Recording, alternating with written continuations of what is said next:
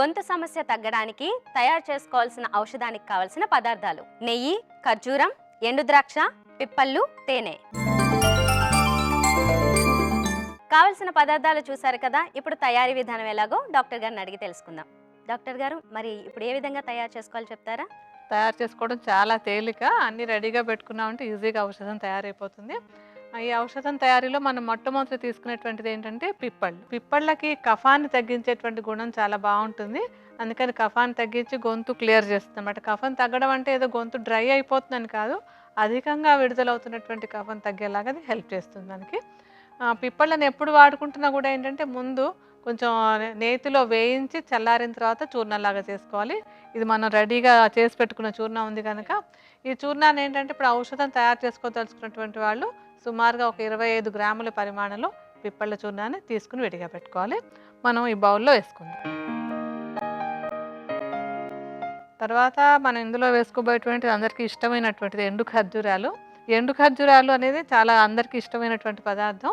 మామూలుగా ఏంటంటే గొంతు సమస్యలు వచ్చినప్పుడు అక్కడ ఉండేటువంటి తేమ పూర్తిగా పోవడం, లేకపోతే పొడిబారినట్టు అనిపించడం, మళ్ళీ దాహంగా ఉండడం, ఎండిపోయినట్టు ఉండడం కొంతమందిలో ఎక్స్పీరియన్స్ అవుతుంటుంది. అలాంటప్పుడు ఏంటంటే ఈ ఎండు ఖర్జూరాలు అక్కడ కొంచెం అవసరమైనంత మేరకు తేమ పుట్టడానికి సహాయపడతాయి అన్నమాట. సో వాత దోషాన్ని కూడా బాగా తగ్గిస్తాయి ఇది. ఎండు ఖర్జూరాలని అంటే గింజలు తీసేసి పొడిలాగా చేసేసుకోవాలి. ఈ చూర్ణాన్ని కూడా మనం ఇందాక పిప్పళ్ళ చూర్ణం ఎంత వేసుకున్నామో దాంతో సమానంగా 25 గ్రాముల పరిమాణంలో వేసుకోవాలి. ఇందాక మనం ఒక చెంచాడు వేసుకున్నాం కనుక ఎండు ఖర్జూరాల చూర్ణం కూడా ఒక చెంచాడు అందులో వేసుకుంది. ఇప్పుడు మీకు గుర్తుంటుంది కదా, మేమైతే సుమారుగా చూపిస్తాం, మీరు కొలత ప్రకారం వేసుకోండి. తర్వాత ఎండు ద్రాక్ష. ఈ ఎండు ద్రాక్ష కూడా గొంతు చక్కగా క్లియర్ అయ్యి మాట అది స్పష్టంగా రావడానికి, ఆ బొంగురు అది తగ్గడానికి, గొంతు ఫ్రీగా ఉండడానికి ఉపయోగపడతాయి. దీన్ని కూడా అంటే సమానంగానే ఇప్పుడు మనం ఇందాక మిగతావన్నీ 25 గ్రాములు వేసుకున్నాం కనుక ఈ ఎండు ద్రాక్ష కూడా 25 గ్రాముల పరిమాణంలో మిగతా వాటితో కలుపుకోవాలి.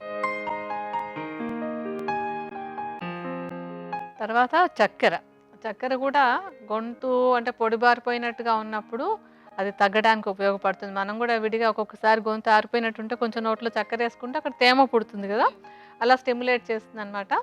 ఆ చక్కెరను కూడా సుమారుగా 25 గ్రాములే తీసుకుని మెత్తటి పొడిలాగా చేసేసుకుని మనం మిగతా చూర్ణాలతోటి కలుపుకోవాలి. తర్వాత నెయ్యి. ఈ నెయ్యి కూడా మనకి గొంతు క్లియర్గా ఉండడానికి, గొంతు సమస్యలు తగ్గడానికి ఉపయోగపడుతుంది. స్వచ్ఛమైన నెయ్యి తీసుకుని ఒక 25 గ్రాముల పరిమాణంలో నేతిని కూడా ఇందులో కలుపుకోవాలి. అంటే మిగతా వాటితో ఇది కూడా కలిపేసుకోవాలి. ఇంకా ఆఖరి ద్రవ్యం తేనె. తేనె ఏంటంటే గొంతుకి చాలా మంచి టానిక్లా పనిచేస్తుంది. మనకి ఇంకా మిగతా ఔషధ ద్రవ్యాలు ఏమీ లేకపోయినా కూడా ఒట్టి తేనెను కూడా 2 పూట్ల కాస్త ఒక్కొక్క చెంచాడు చొప్పున నెమ్మదిగా నాకుతూ ఉన్నట్టయితే కూడా గొంతు క్లియర్ అయిపోతూ ఉంటుంది. ఈ తేనెను మనం ఇందులో వాడుతున్నాం. ఇది సుమారుగా ఏంటంటే నెయ్యి తేనె సమానంగా వేయం ఎప్పుడు కూడా ఏ ఔషధంలోనూ. నేతి కంటే కొంచెం తక్కువ కానీ ఎక్కువ కానీ వేసుకోవాలి. కాస్త ఎక్కువగానే మనం తేనెను వేసుకుందాం. సుమారుగా ఒక 40 గ్రాముల పరిమాణంలో తేనెను కూడా ఇందులో కలుపుకుందాం.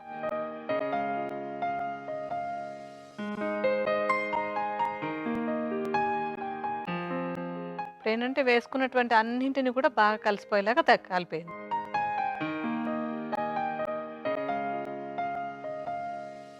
మనం ఇందులో వేసుకున్నటువంటి అన్నీ కూడా చాలా చక్కటి రుచికరమైనవి.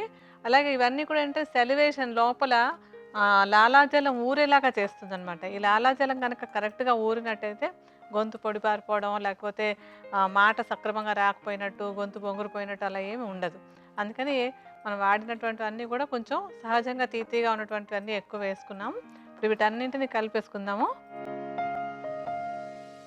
డాక్టర్ గారు, పిప్పళ్ళ పొడి చాలా మందికి తెలియదు కదా, దీని రుచి ఏ విధంగా ఉంటుంది? పిప్పళ్ళు కొంచెం ఘాటు ఉంటుందమ్మా. ఎందుకంటే అన్నీ తీపిగా ఉంటే కూడా మంచిది కాదు ఔషధానికి. ఈ పిప్పళ్ళు ఇందాక చెప్పాను కదా, కఫదోషాన్ని బాగా తగ్గిస్తుంది. కొంచెం ఘాటు ఉంటుంది కానీ ఈ పిప్పళ్ళు తీపి అన్నీ కలిపేటప్పటికి టేస్ట్ కూడా చక్కగా ఉంటుంది అనమాట. అది మరి దీన్ని ఏ విధంగా తీసుకోవాలి? అంటే ఇప్పుడు మనకి ఔషధం రెడీ అయిపోయింది. ఈ ఔషధాన్ని తీసుకోవడానికి ఏంటంటే ఎవరికైనా సరే గొంతు సమస్య ఉన్నప్పుడు ఒక చెంచాడు పరిమాణంలో ఉదయం ఒకసారి, సాయంత్రం ఒకసారి నెమ్మదిగా వేలుతోటి నాలుక మీద పెట్టుకుని నాకుతూ తీసుకోవాలన్నమాట. ఆ విధంగా తీసుకున్నట్టయితే గొంతు సమస్యలు తగ్గి గొంతు బొంగురుపోవడం కానివ్వండి, పొడిబారిపోవడం కానీ ఆ సమస్యని తేలిగ్గా తగ్గించుకోవచ్చు.